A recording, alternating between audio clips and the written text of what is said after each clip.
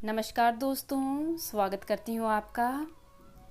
एक गांव में एक धोबी रहता था जिसका नाम मंगलू था। उसके पास एक गधा था, वही उसकी आजीविका का साधन था।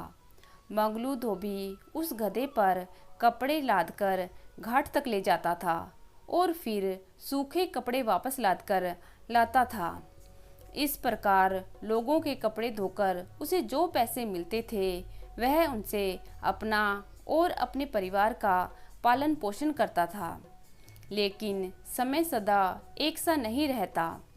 एक दिन रात के समय चोर अचानक मंगलू का गधा चुरा कर ले गए। बेचारे मंगलू धोबी ने उसे पूरे गांव में ढूंढा, किंतु उसे अपना गधा कहीं नहीं मिला। गधे के बिना तो उसका सारा काम धंधा ही बंद हो गया। इसलिए विवश होकर उसने दूसरा गधा खरीदने का विचार बनाया और एक जमींदार से कुछ पैसे लेकर पशुओं की मंडी पहुंचकर वहां एक अच्छा गधा तलाशने लगा। तभी उसकी निगाह एक गधे पर पड़ी। ध्यान से देखने पर वह समझ गया कि यह तो उसी का गधा है जिसे चोर चुरा कर ले गया था। एक आदमी उसे बेचने के लिए एक स्थान पर खड़ा था। वह उस आदमी से बोला, यह गधा तो मेरा है, तुम इसे चोरी कर कर ले आए हो। मुझे मेरा गधा वापस कर दो, नहीं तो मैं शोर मचा दूंगा। मंगलू धोबी की बात सुनकर उस आदमी ने कहा, यह गधा मेरा है, तू झूठ बोलकर इसे अपना बनाना चाहता है। मेरी चीज़ है, मैं तुम्हें कैसे दे दूं? जो करना है कर ले। उनका यह झगड़ा सुनकर वहां पर बहुत से लोग जमा हो गए और उनमें से एक ने मंगलू से पूछा, तुम्हारे पास अपना पक्ष साबित करने के लिए कोई सबूत है?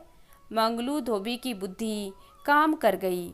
उसने तुरंत ही गधे की आंख पर पट्टी बांध दी और लोगों से कहा, मेरा गधा एक आंख से काना है।